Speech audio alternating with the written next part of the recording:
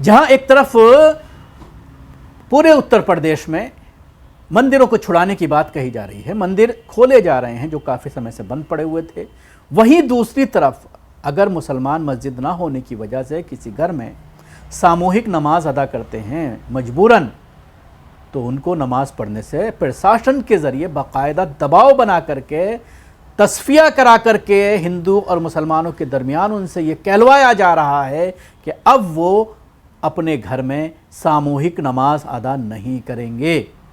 जहां एक तरफ पुलिस मंदिर का ताला खुलवाती है, मुसलमानों के ऊपर आरोप लगाती है, मुसलमान के ऊपर जो आरोप लगाए जाते हैं वो निराधार पाए जाते हैं, क्योंकि जो हिंदू हैं उस इलाके के, जो उसके कर्ता धरते हैं, वो ये कहते हैं हमें किसी का कोई डर नहीं, हमारे मंदिर पर कोई कब्जा नहीं हुआ, जिस हालत में हमने छोड़ा था वैसा ही है और हमेशा आते रहे हैं और मुसलमानों ने कोई उस पर कब्जा नहीं किया है।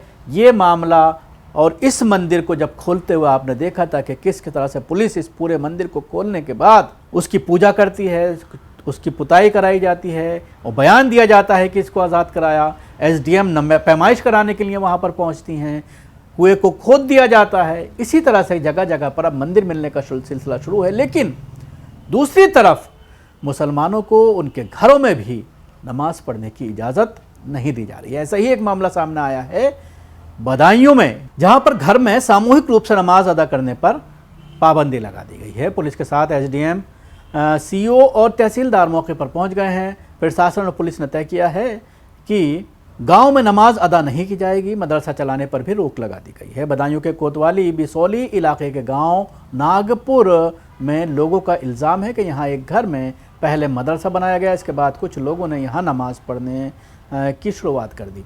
गाँव वालों ने इसका विरोध किया, चूँकि मामला हिंदू मुस्लिम से जुड़ा है, इसलिए इलाके में तनाव फैल गया।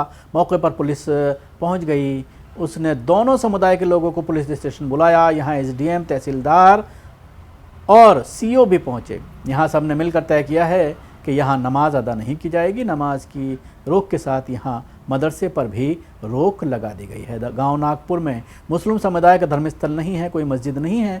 गांव में एक मकान खाली था जिसे कुछ माह पहले मदरसे में तब्दील कर दिया गया। यहाँ पर बच्चों को तालीम दी जाने लगी।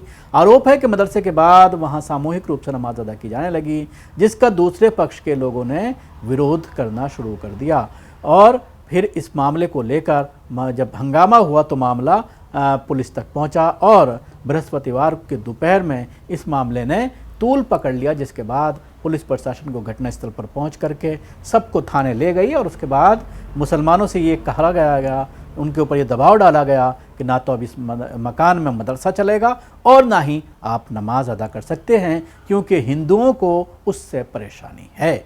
वो अलग बात है कि मुस्लिम इलाके में मंदिर खुलवा करके उस मंदिर को, जिसको खुद हिंदू बंद करके गए थे, उन्हें लगा कि जब यहाँ पर अब कोई नहीं रह रहा है तो इसको बंद कर दिया जाए, उस पर कोई कब्ज़ा नहीं हुआ, उसको ज़बरदस्ती खुलवाया जाता है और फिर वहाँ पर बाकायदा पूजा शुरू की जाती है, उसका नामकरण किया जाता है, उसकी साफ़ सफाई प्रशासन कराता है, लाइटिंग कराता है वहाँ पर, और उसके बाद पुलिस को बैठा दिया जाता है कि किसकी हिम्मत है यहाँ पर पूजा करने से रोक दे। हालांकि किसी ने रोका नहीं है।